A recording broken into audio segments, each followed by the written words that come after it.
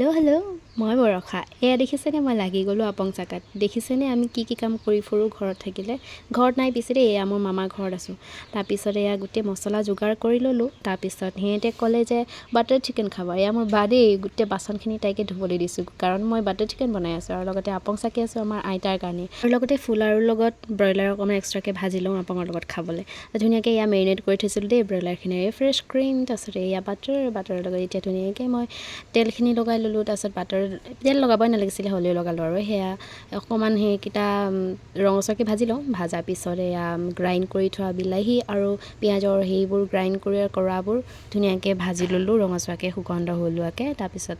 এইখিনি হৈ যোৱাৰ পিছত আধাখিনি লগালোঁ তাৰপিছত আধাখিনি মই ভিডিঅ' নকৰিলোঁ তো লাষ্টত মই ফ্ৰেছ ক্ৰীমটো লগালোঁ ফ্ৰেছ ক্ৰীম লগোৱাৰ পিছত মই কচুৰি মেথি লগালোঁ তাৰপিছত অকণমান পানীটো বেছিয়ে হ'ল পিছে বাই দ্য ৱে একো নাই চবে খাই ভাল পালে চ' আজিলৈ ইমানেই আছিলে নেক্সট ভিডিঅ'ত লগ পাম চ' বাই